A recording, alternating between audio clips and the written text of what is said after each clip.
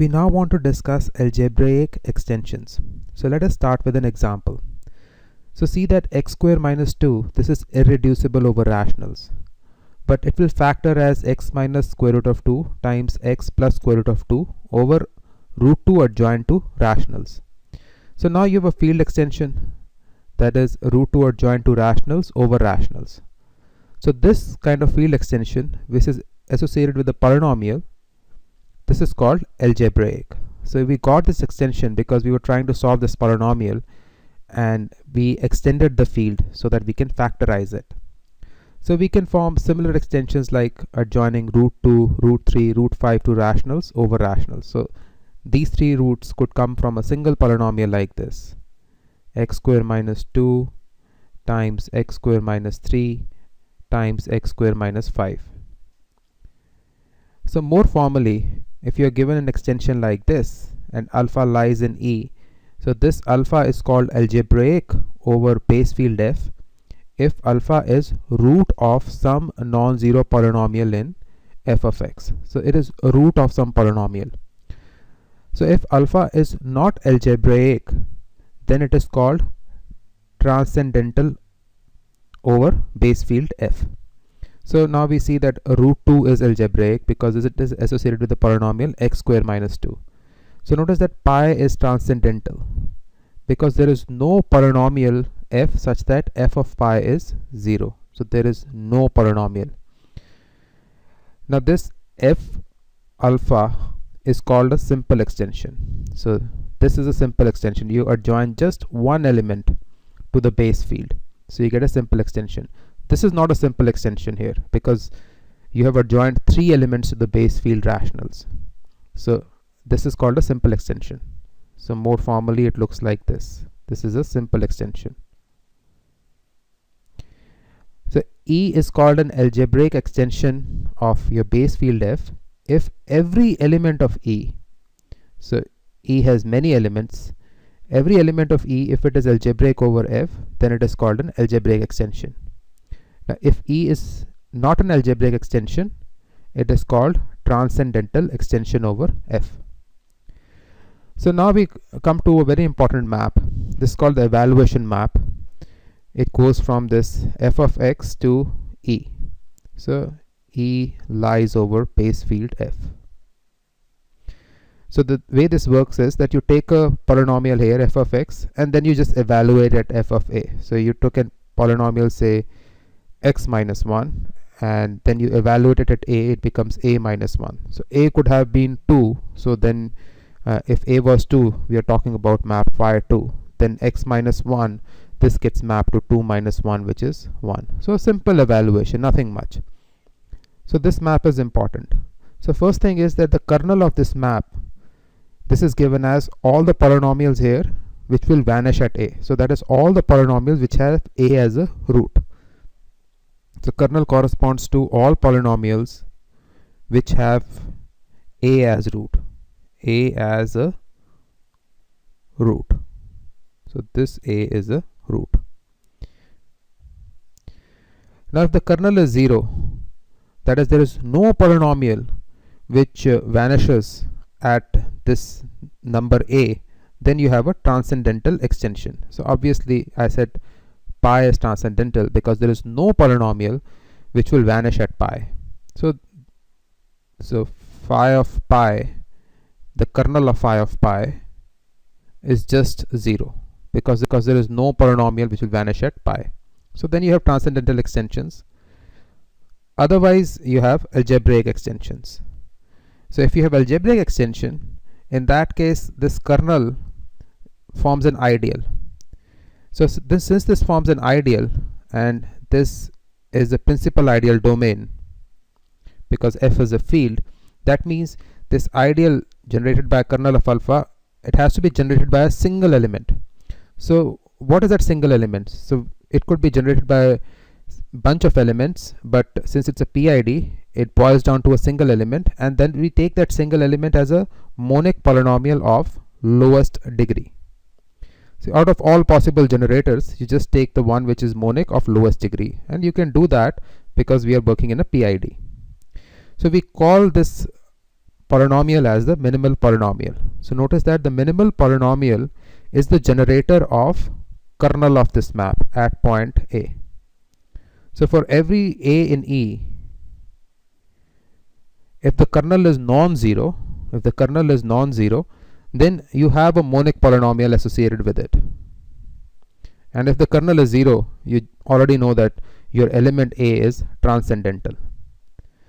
So this minimal polynomial will play an important role, and it is important that one remembers it. Where does this come from? So now an important lemma. So say you're given alpha in E. So again you have an extension E over F, and we are saying that alpha is algebraic over F. Then minimal polynomial associated with this alpha, this is prime. So suppose the minimal polynomial is not prime. You take the minimal polynomial as f0x. So this is the minimal polynomial associated with alpha. And recall that minimal polynomial comes from this map here. So we are talking about generator of kernel of phi of alpha. So if this f0 of x is not prime, it will factor like this g times h. Now you put alpha both places, you get f of alpha is 0, so this side is 0. That implies g of alpha is 0 or h of alpha is 0. But then this will lead to contradiction, because now you can either use g or h as a generator of the ideal f0 of x. So you can use g or h. And this is a contradiction, because by our principle we choose the generator, as we have seen here, choose the generator as a monic polynomial of lowest degree. So again, this minimal polynomial of alpha corresponds to this evaluation map right here. So all those polynomials which vanish at alpha, and then you take the minimal polynomial of minimal degree to be the generator. So such factorization would lead to a contradiction, because g and h can possibly have a lower degree. So another important proposition is this. So you know the difference between round brackets and square brackets. So square brackets means you have a polynomial, and this round bracket means you have a field. Now if alpha is algebraic, you still have E over F. Alpha is algebraic, then it does not matter whether you use square brackets or round brackets. These two are the same. Now this is because by definition this f of alpha is nothing but f of x and then over our kernel, this ideal here. So this is by definition. Now this kernel phi of alpha we are saying is generated by f0 of x, and this f0 of x is prime. This minimal polynomial is prime. So this is the minimal polynomial corresponding to kernel. This is prime, but prime is maximal, so this ideal is maximal. So we get a field, because you are modulo outing by a maximal ideal, you get a field. So this field you denote as this f of alpha. So now you can see this square bracket and round bracket are the same. Now if the degree of our minimal polynomial is n, then elements of f alpha, elements of this, they look like this. This we know from algebra, basic algebra. If degree is n, then this is how the elements are going to look like for this ring, where each coefficient lies in f. So what you get is that if f of alpha over f is n, so this n is the degree of the minimal polynomial, then you have this basis 1 alpha alpha square all the way to alpha n minus 1. So now we have, if alpha is algebraic, then you have some minimal polynomial associated with it, and f of alpha over f is finite, and this finite is precisely degree of our minimal polynomial which is associated with alpha. So now we try to go in the opposite direction. So say you're given this field extension like this, and this extension is finite. Now if such an extension is finite, this implies that E is algebraic extension of f. So this is kind of obvious, you know. So say if you have finite M, then you have this set of elements. You take some B and E, and then you have this set of elements which are m plus 1 elements, 1, b, b square all the way to the power of bm. These are m plus 1 elements. But this degree of your vector space is m, so they have to be linearly dependent because these are m plus 1 elements. So since they are linearly dependent, you have some equation like this. Now from this equation, instead of b you put an x, you get a polynomial. So p of x, you just take this thing, put x's, you get a polynomial. But now put b here, you see that b becomes the root of this polynomial, because once you put b here you get equal to 0. So b is the 0 of the polynomial. So for every element b in E, you can associate with it a minimal polynomial, say p subscript b of x. And that's what the definition was. Every element of E is algebraic over F. So you take an element b1, to it you can associate a polynomial p b1 of x. Take an element b2, you can associate with the polynomial p b2 of x.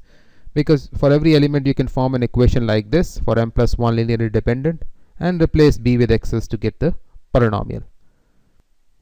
So now we have a new definition of being algebraic.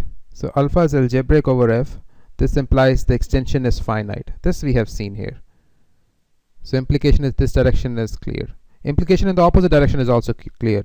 So if f alpha over f is finite, so this less than infinity means it is finite, then as we have seen here, you can always find a minimal polynomial corresponding to alpha. Just like you were able to find a minimal polynomial corresponding to b, you can find a minimal polynomial corresponding to alpha. Therefore alpha will be algebraic over f.